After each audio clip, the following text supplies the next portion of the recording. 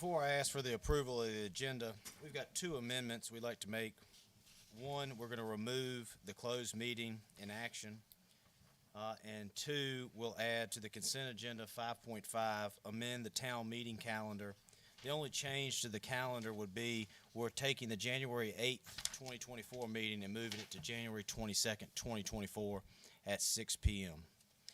If there are no other items to approve, I'd ask for approval of the agenda. So move with the necessary corrections. Second. Have a motion and a second. Any discussion? All in favor say aye. Aye. All opposed? Motion carries. We have some special items tonight. First, we have the presentation of the fiscal year 2022-2023 financial report. Good evening. Thank you all for having me. My name is Emily Vyers. I'm the partner in charge on your engagement. I know you've got a lot on the agenda tonight, so I'm going to try to run through the presentation as quick as I can for you. We don't have a financial statement report to give out to you all tonight. The financial statements are still in draft form. We're waiting on just the attorney letter so that we can release those, but we don't anticipate any changes. If the numbers in the presentation file change at all, we'll be sure to let you all know, and we can decide if we want to do another presentation or how you all want to handle that. On page 2 are just the engagement and objectives of the audit and the results of the audit procedures. We issue 3 different types of auditor's reports related to your financial statements. The first is the independent auditor's report. Here we take a look at the financial statements and opine on whether we think that the numbers are materially correct as presented in accordance with generally accepted accounting principles. You all have a clean, unmodified opinion, so that's what you want in your audit opinion. That just means we think the numbers are materially correct. The second type of auditor's report is what I refer to as your yellow book report. Here we take a look at internal controls as well as some state-level compliance-related items. We had no internal control items and no compliance-related items, so a clean, unmodified opinion there as well. The third type of report relates to uniform guidance. Because you expended more than $750,000 in federal funds during the year, you did have to undergo a single audit. This is similar to the yellow book, where we take a look at internal controls as well as compliance-related items. Again, another clean, unmodified opinion. So 3 types of reports and 3 unmodified opinions. You did apply for the GFOA certificate in 2022 and receive that award. And I know that you plan to do that in 2023, and we hope that you receive it again for 2023. On page 3 is the general fund summary, where we take a look at revenues and expenses over the last 5 years. I won't go into too much detail here. You can see that revenues and expenditures are growing pretty consistently with each other over time. Expenditures exceeded revenues just slightly, but nothing there that's concerning or alarming. Not a whole lot of unusual activity during the year either to really go into. On page 4, we've got your reserve balances calculated, comparing unassigned fund balance and cash and investment balances to your expenditures. You all have pretty healthy reserve balances on hand, so we like to see that. That's a good thing to see. Pages 5 and 6 are just a couple of pie charts that show where you generate revenues and where you expend your money over different functions. You can see that those pie charts are pretty consistent when you look back 5 years and at the most recent year. I think that just might help with big picture planning purposes and budgeting. On page 7, we've got a debt summary. This includes not only, debt issuances like bonds and loans payable, but also some accounting accruals for pension and OPEB. You guys did issue a loan payable during the year for the purchase of 3 trucks, and that's separated. 2 of the trucks are in the general long-term obligations, and 1 is in the enterprise long-term obligations. Otherwise, routine activity paying off your bills as they became due for your debt services. On page 8, we have your enterprise fund income statement scheduled for the last 5 years, similar to your income statement for the general fund. Again, your revenues grew at a slightly lower rate than your expenses grew. Nothing to be alarmed there as well. They're still pretty close to each other, and I think you have pretty healthy reserve balances on hand. Just something to kind of keep in mind as you work on budgeting and planning. Page 9 is a required communication with governance letter. You guys have a pretty standard boilerplate letter here. You did implement GASB 96 during the year related to Sabitas.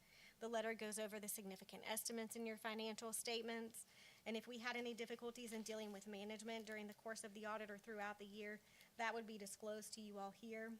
I think you have a really great group of people that work really hard for the town, collectively to move forward for the town. So we really appreciate working with your group here. I think you've got a great group of staff.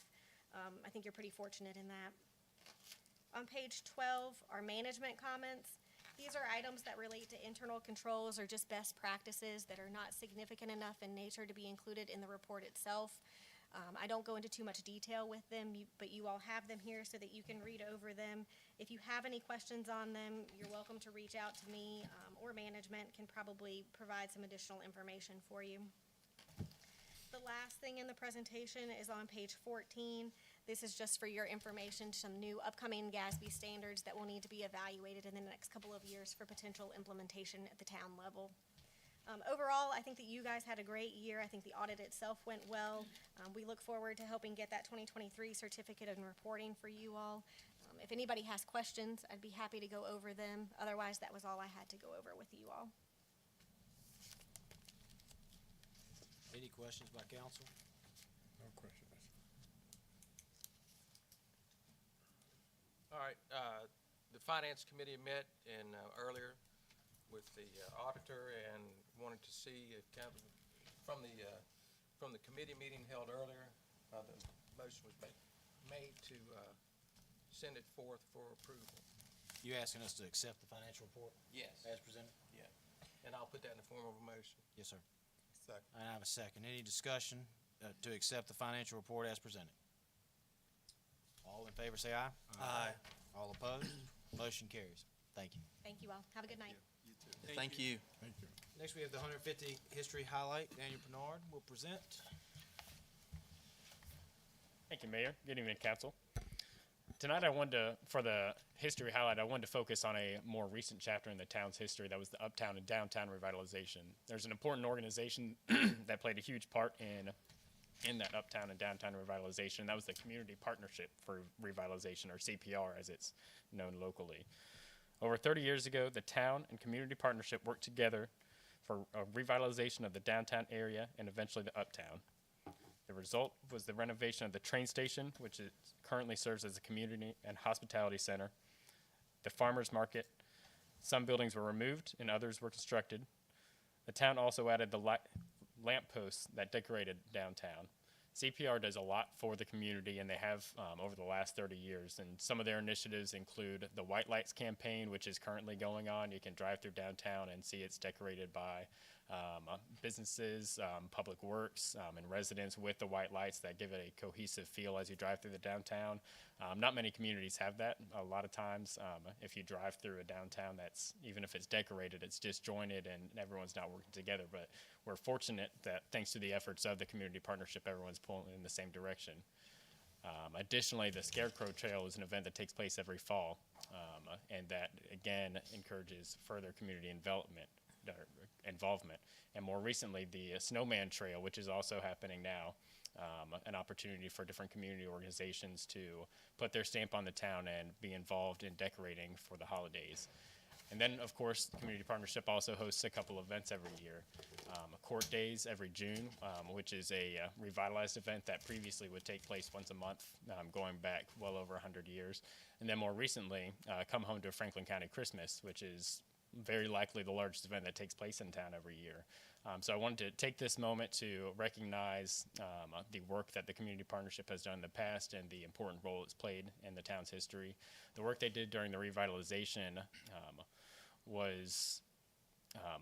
could likely be seen as the ideological predecessor to the Harvester Performance Center and then more recent efforts to revitalize the town. So I did want to make sure that they were recognized for their efforts historically and more recently. Thank you. Thank you, Daniel. Yeah, thanks, Daniel. Next, we have 6 service awards this evening, 5 of whom could not be here this evening. We'll go through them in order.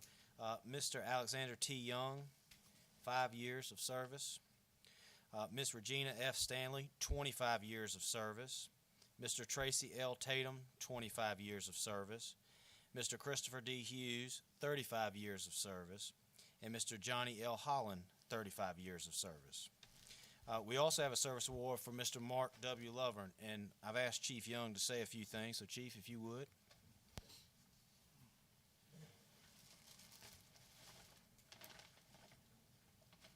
Mayor Purdue's been kind enough to let me recognize Captain Mark Lovern this evening. Captain Lovern has served the town of Rocky Mount well for the past 10 years, but not only has he had 10 years of service here, but he also brought 25 years of service with him from Roanoke City. So 35 years of law enforcement experience and knowledge that he brings to this position. He's always very conscientious about how he can save the town and taxpayers money, conscientious about how he can better serve the citizens of Rocky Mount. And so just want to thank you, Captain Lovin, for your 10 years of service. Appreciate it. Thank you.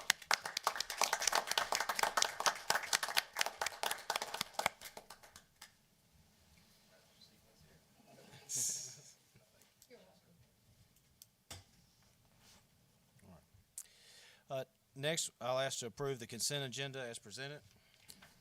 Motion to approve. A motion from, and a second. Any discussion? All in favor? All opposed? Motion carries. There's no one signed up to speak tonight on behalf of the hearing of citizens, so we'll move to new business. We'll now go into the reorganizational meeting. This will be effective January 1st, 2024. First, we will review and consider the appointment of town officers. Billy Wayne Stockton as vice mayor, Robert Wood as town manager, Rebecca Dillon as town clerk, John Boynton as town attorney, and Edward Hodges as fire marshal and fire official. You want me to do them all together? All right. And if no one has an issue, I'm just going to do them all together. Sounds great. Also, you have your committee assignments. I'd ask that they stay the same as set January 2023, and as well as the representatives for the West Piedmont Planning District and Roanoke Valley Allegheny Regional Commission stay the same, assuming no one has any issues with their current post. And so we do need a motion to leave everybody in place as presented. I will make that motion, Mr. Mayor. Have a motion, And second. and I have a second. Any discussion on the reorganizational meeting? All in favor say aye. Aye. All opposed? Motion carries. That being all the business we have here this evening, I will entertain a motion to adjourn. So moved.